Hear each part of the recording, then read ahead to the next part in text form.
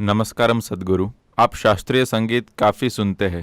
क्या आपको लगता है कि इसमें किसी रोग को ठीक करने की शक्तियाँ हैं?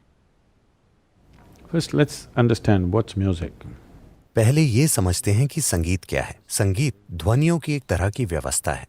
अगर आप ध्वनियों को एक तरह से व्यवस्थित करते हैं तो वो शोर बन जाएगा। अगर आप ध्वनियों को दूसरे तरीके से व्यवस्थित करते हैं तो वो संगीत बन जाएगा। आज बहुत सारे शोर को संगीत माना जा रहा है, ठीक है? अगर आपको शास्त्रीय संगीत के बारे में कुछ पता है तो आप देखेंगे कि शास्त्रीय संगीत के पीछे बहुत अधिक मात्रा में गणित शामिल है। इसका एक ढांचा होता है, एक गणितीय ढांचा बनाया जाता है। जहां तक मेरी बात है, जब मैं किसी वाकई अच्छे गायक को गाते हुए देखता हूं तो मेरे लिए उससे एक पूरी ज्यामिति उभर कर आती है।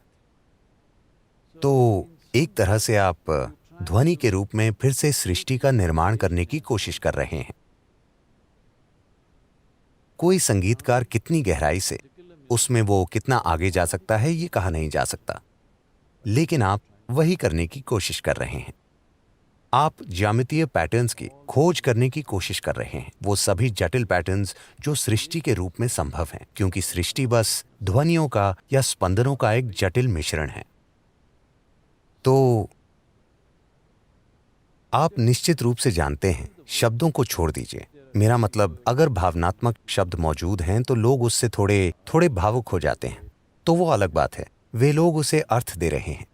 बिना किसी शब्द के भी संगीत आंसू ला सकता है, संगीत आनंद ला सकता है, संगीत प्रेम ला सकता है, संगीत लोगों में मूड, भावनाएं और अनुभव पैदा कर सकता है, बस ध्वनि से ही, शब्दों का इस्तेमाल किए बिना। शब्द यानी ये मानसिक पैटर्न है, ध्वनि यानी ये अस्तित्व से जुड़ा पैटर्न है।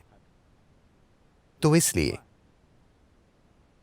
ऐसा संगीत जिसमें शब्द नहीं होते बहुत महत्वपूर्ण है, और ज्यादातर भारतीय संगीत काफी हद तक ध्वनि है। यहां वहां कुछ शब्द होते हैं पर ज्यादातर ध्वनि, क्योंकि Sound is an existential structure. ध्वनि एक अस्तित्वगत संरचना है। शब्द, किसी शब्द का अर्थ एक मानसिक संरचना है। अगर मैं तमिल में एक गीत गाता हूं तो आपके लिए उसका कोई अर्थ नहीं है, क्योंकि शायद आप वो भाषा नहीं समझते। अगर आप किसी दूसरी भाषा में गाते हैं जो मैं नहीं जानता तो मेरे लिए उसके कोई मायने नहीं है, क्योंकि मुझे मतलब नहीं समझ में आता। लेकिन ध्वनि की प्रकृति ऐसी नहीं है। अगर ध्वनि को एक विशेष ज्यामिति में व्यवस्थित किया गया है तो इससे कोई फर्क नहीं पड़ता कि आप कौन हैं। ये आपकी भावनाओं को नहीं छूता, लेकिन ये आप जो हैं उसके अंतरतम को छू लेता है, उस मौलिक तरीके से जिस तरह से ये सृष्टि यहाँ घटित हुई है। तो ये जीवन को छूने की एक कोशिश है। ये कोशिश है जीवन की नकल करने की, एक अलग रूप में, जो एक जबरदस्त चीज है। और क्या लोग इससे स्वस्थ और ठीक हो जाएंगे? बिल्कुल, अगर आप सही पिच को छू लें।